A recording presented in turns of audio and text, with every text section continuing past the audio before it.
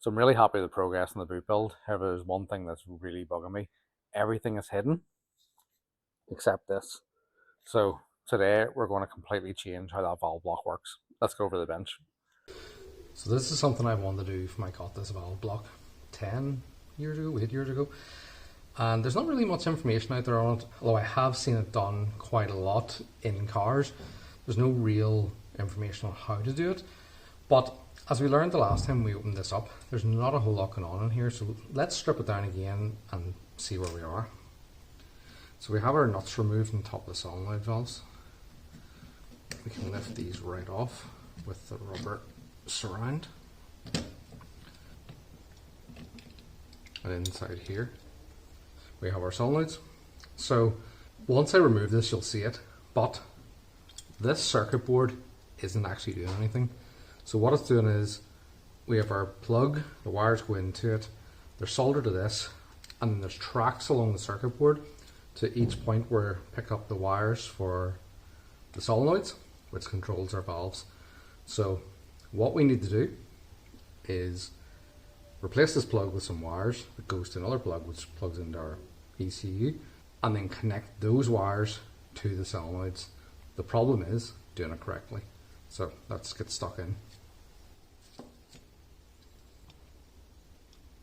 Once this is apart, you'll actually see more. And if you're thinking to yourself, this man looks confident, he must have done this before. I have not.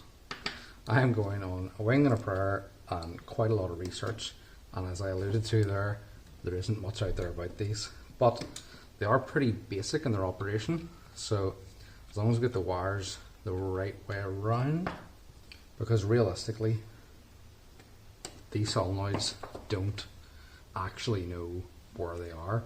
They don't care where they are. So there we go. With this removed, you can remove this rubber, set it to one side, and as you can see we have our pin outs 1 to 6. This is actually a 12 pin plug, and our tracks go out. You have 2 negatives up the middle from what I've seen on a wiring diagram, and the rest go along to the positives. Sends a signal in, controls your valves. Simple as that. This is a female plug. I've bought this female plug with some pigtails on it, and we're going to start. So first thing we need to do, these are not long enough. We need to lengthen these. So we're going to start to solder. Let's get going.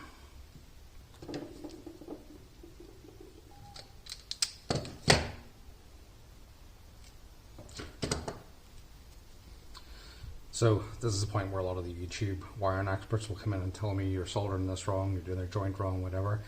I like to make a mechanical joint by, as you've seen, looping the two around each other, squeezing them tight, and then I take my solder and feed that into it. So now that the soldering iron is hot, put this underneath. This is pre-tinned.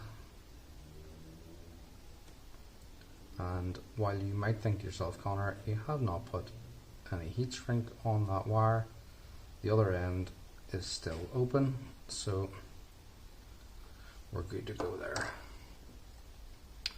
Just like that, we have one done. So there we go. I'm not going to bore you guys with the next lot of these. There's a lot of soldering to do here. You don't need to watch me do that.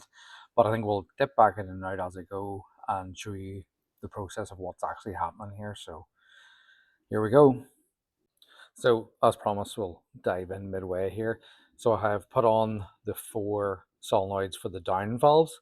I have routed them kind of through here, and the idea is you will look this direction. So this is behind, and I'm going to sneak them out the back, down the back underneath where you can't see it.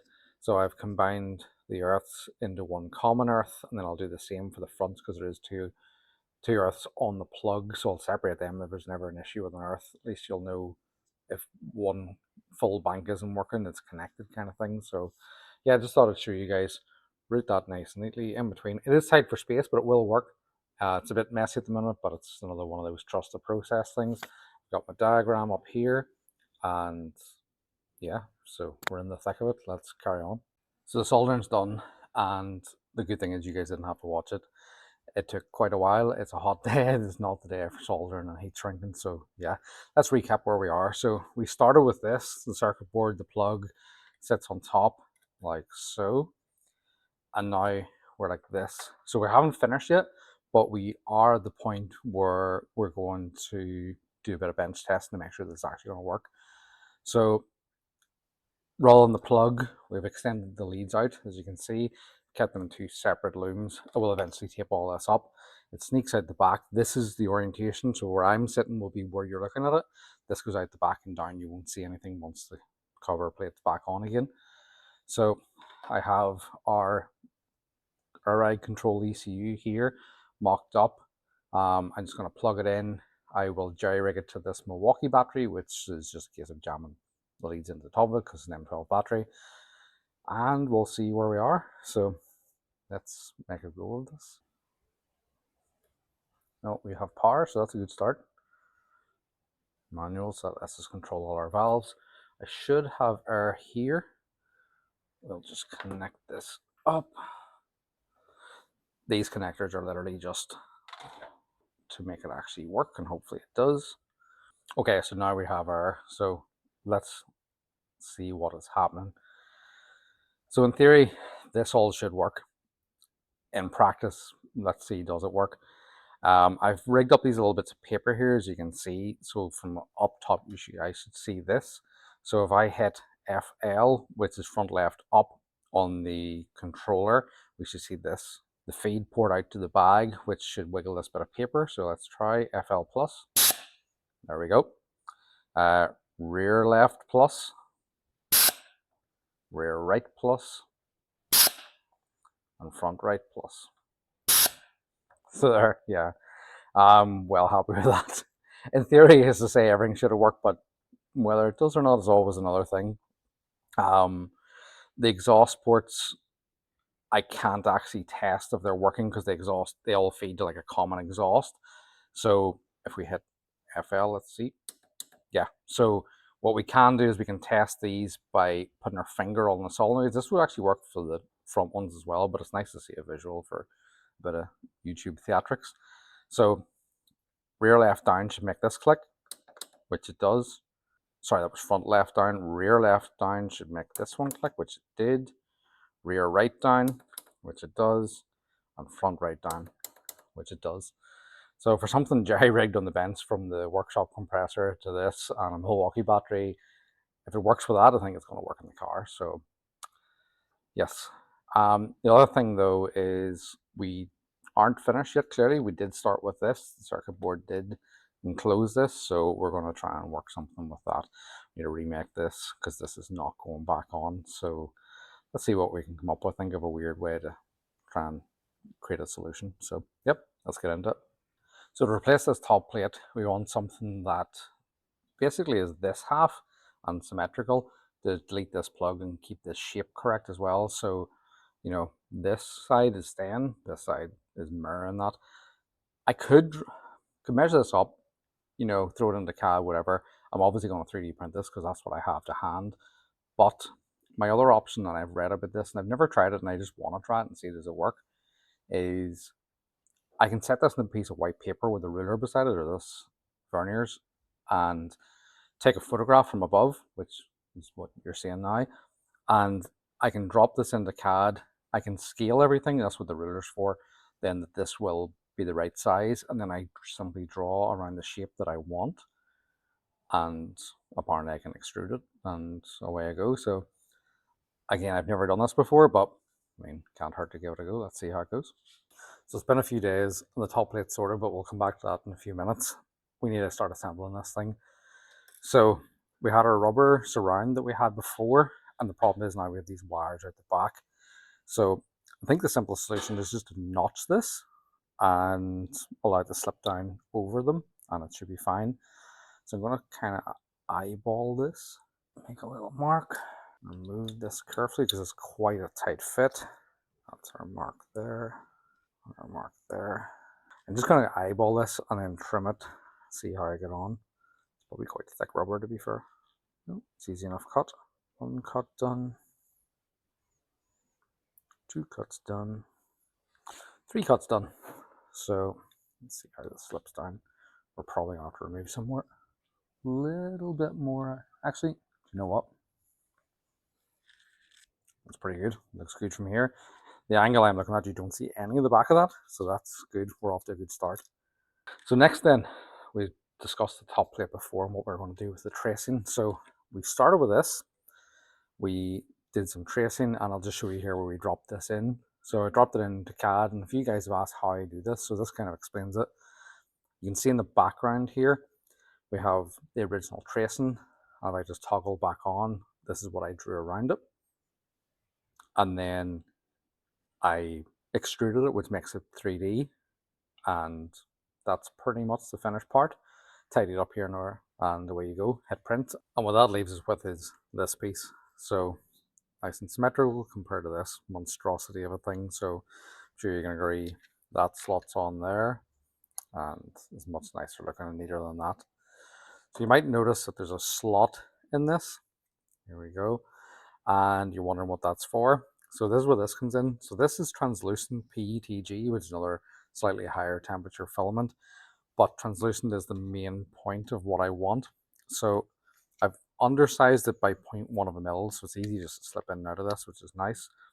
And the idea I wanted was a pop of color. So I can take this tiny LED strip, lay it under here, set that on, and if I can get this connected up, we'll see that it glows underneath. Now, it's not positioned properly, it's not glowing the full length of the LED, as you can see, but that's the general idea. So these wires will run out with the rest of the wires, and this will sit nice and flat. So this will sit on like that. Take our nuts, put these on to hold everything together, and I'll likely change these out as well for something a little more low profile, something a little cleaner. Turn these all nice and squared up, or squared up as we're going to get them for now. There we go. And I think you can agree that looks so much nicer than the original setup. And just to recap once again, this versus this.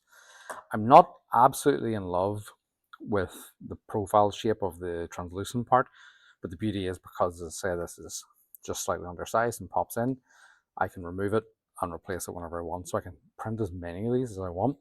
It was £10 for a full roll of this, and I can print 100 of these, so I'm not stuck. As I say now, time to get this into the boot. Off camera, I think I'll tidy this up. I'll wrap the looms, get everything right, and just looking in this perspective, as you can see, everything's going to be neat, tidy, hidden, and it's exactly what I'm aiming for. So hopefully in the next section, you will see me putting this in the boot, standing back and going, yeah, that looks good, and achieve what I want. So yeah, here's hoping. See you in a few seconds.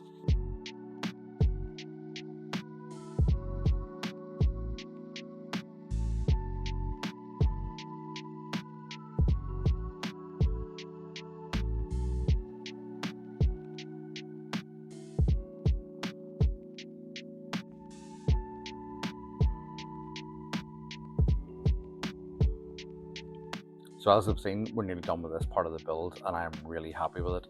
Like, this is exactly how I envisioned this originally, so we're on track for this, which is good, because sometimes things go astray.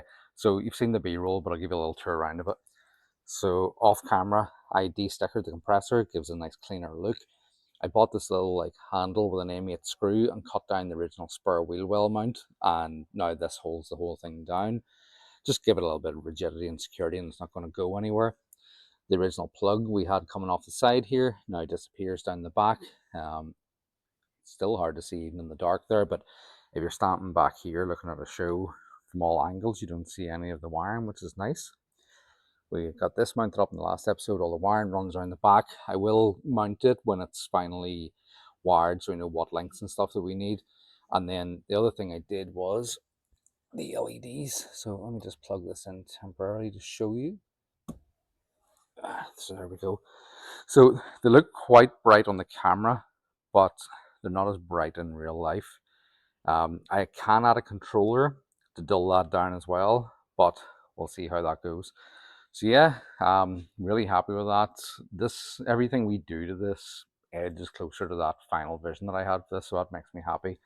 It's clean, it's tidy, it's custom, it's what I like. So yeah, if you're enjoying this build series still, I appreciate if you want to give it a like or a follow or anything, and we'll see you in the next one. Cheers, folks. Bye bye.